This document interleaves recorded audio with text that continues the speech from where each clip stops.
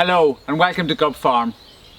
Over the last 6 months we have planted 1,721 bare root hazelnut trees of a mix of varieties. We planted I think 26 blackcurrant from cuttings, and a big thank you to Peter Keller for those. We planted a raspberry from a pot bought in a local supermarket, and also another blackcurrant from a pot bought in a local supermarket. We also, and thank you to my mother for those, and we also set about establishing a coppicing forest by taking cuttings from black and white willow. So I'm going to take a walk around the farm now to take stock of what has worked, how well the plants are thriving or not, and see if there's any interesting observations.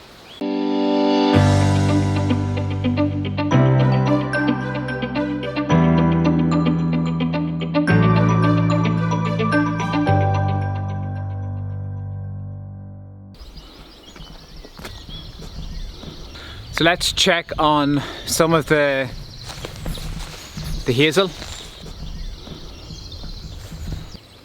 So these red Hazelnut or red Zellers, they appear very happy. It's been in the ground about 10 weeks and it's clearly taking well. I haven't got round to mulching around them yet, so I'll have to get that done over the coming months. I don't think it is that important in the first year or two of growth, because I don't think the plants have very high demands on nutrients, etc. So I was told it's so critically important to suppress the grass around them, but it's not what I'm seeing. I suspect as the trees get bigger they will have more demands and you'll get a better yield if you can suppress nutrient competition. But in the early days where they have limited nitrogen requirements, I don't think it's a big issue, so I'm in no panic to get the mulching done, but I will get it done before the summer's out. The other observation is that there's a lot of growth low down on this plant, and I will trim that over the coming weeks. But yeah, they're very happy. So let's check on some of the other trees.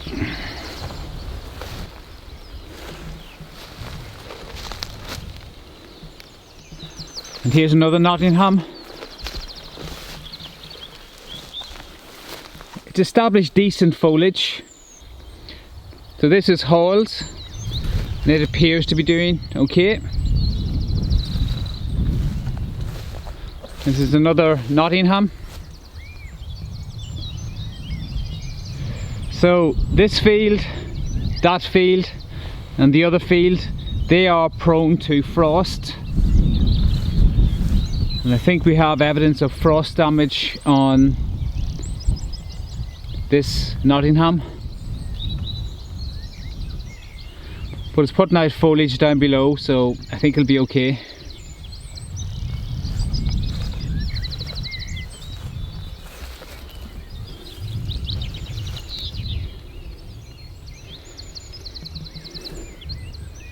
Let's check on some of the webs.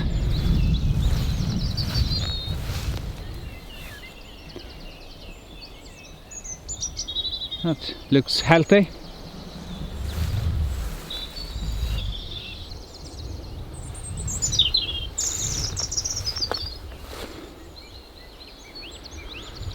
So that Cosford is doing well.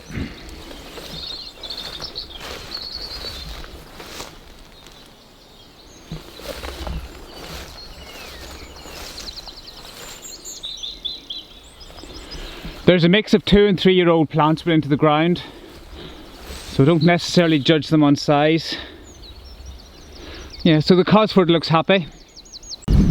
So my initial observation from walking around the bottoms here is the red Zeller is clearly very happy and is doing very well, and it appears to be quite frost tolerant.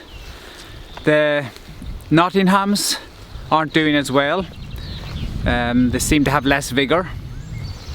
Cosfords are doing very well. Halls okay.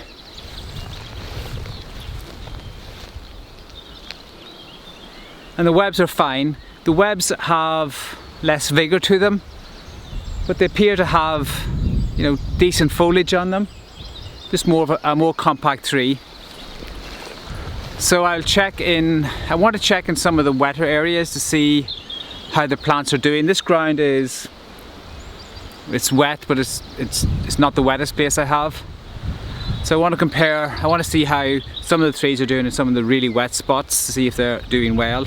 Then we go up onto the hills and have a look to see how the trees are doing when they're not in frost pockets, because the cold air rolls down from the two little hills either side of me, and you will see a blanket of fog here periodically in winter or springtime.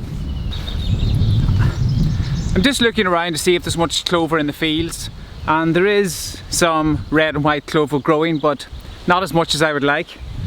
So that's something I want to change. I want to get the clover in around the trees to help provide nitrogen. I'm in Quadrophenia, and this is Nottingham, and this row is all Nottingham, and you know, they seem to be doing okay. If you're wondering what I'm doing with my hands, I just have my fingers taped because I have some pains in them after planting around the trees. So again, webs, more compact tree, and again they seem very happy, and this ground is very wet. So despite that, these trees all seem happy.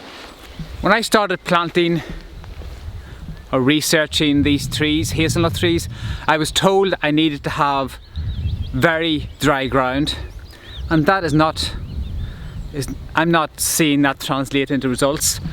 So in the wetter bottoms, I'm seeing trees with a lot of vigour, a lot of growth, and they seem happy. And if anything, the trees that were planted on the hills where it's dry do not appear to be performing as well. So we head up to Big Dog and we'll have a look around there just so we have a comparison. So I'm in Quadrophenia. I've looked at the Nottinghams, the Halls, the Cosfords, the Webbs, and all happy, no real issues. And I think that the issues that I saw in the other field was frost related, but it hasn't killed the trees, and it looks, you know, for the most part, I suspect they'll pull through and be just fine.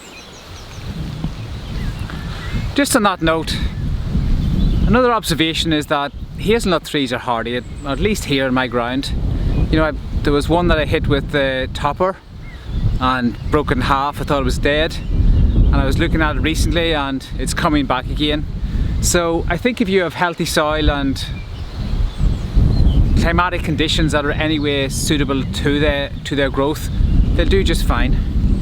Actually, before I head up to Big Dog, I'm down in Quadrophenia, so I'm going to take a walk over to Floodsalot to see how the willow planting has gone.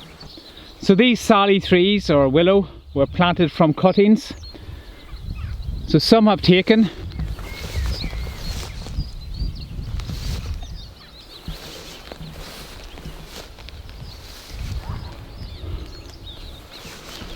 Some haven't.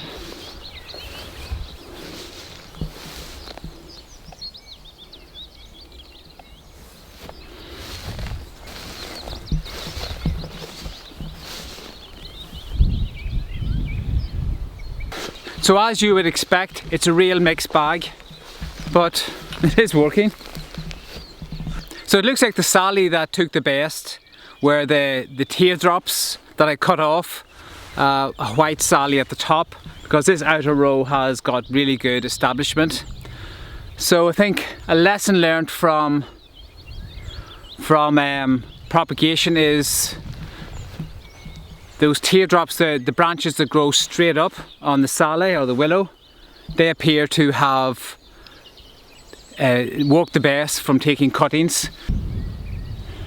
I'm at the top of Little Dog, and it's a very dry bank. And these Nottinghams seem very happy here, putting out some excellent foliage.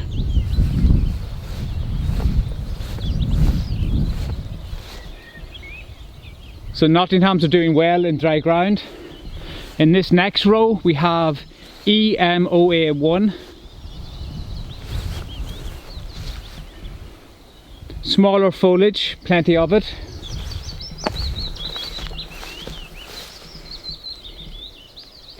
Appears to be happy.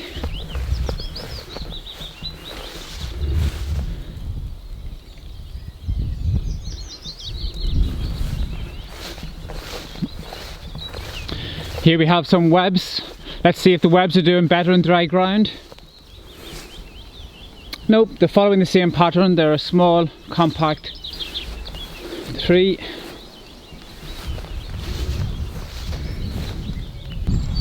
Let's have a look to see how the raspberry's getting on. So that's interesting.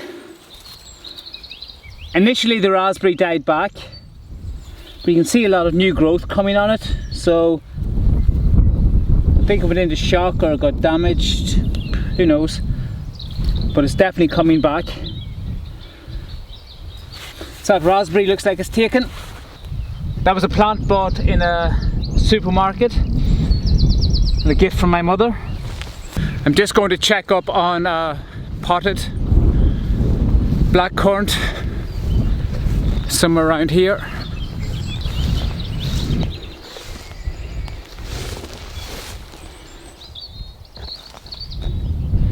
It's lost some of its colour, but the new growth is looking healthy.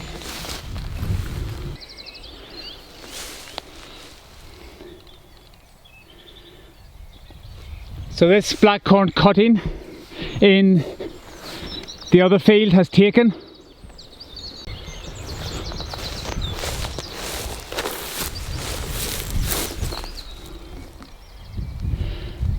So that's another successful cutting in the other field. So it looks like that must be at least 30-40% success rate from cutting so far. So overall, I'm very happy. The hazelnut trees are doing well. It doesn't seem to matter where the trees are planted. So on the hills or on the bottoms, I'm getting the same level of growth. The only thing I have picked up is in this field and that field, a little bit more frost damage. The plants that were propagated from cuttings, the willow and the blackcurrants, had about 30-35% success, and that's perfectly fine. It was a zero cost solution, so I know that I can continue to propagate those plants in that way. The potted plants, the blackcurrant and the raspberry both appeared to go into shock when they were planted, and they came from a local supermarket. So I think they were probably fed a lot of plant food that was taken away. They're learning to work with the fungi and the bacteria in the ground, and they're just going through that transitioning phase. But it looks like the new growth is looking good. So the potted plants do work, but with some constraints. So that's it. Until next time, good luck.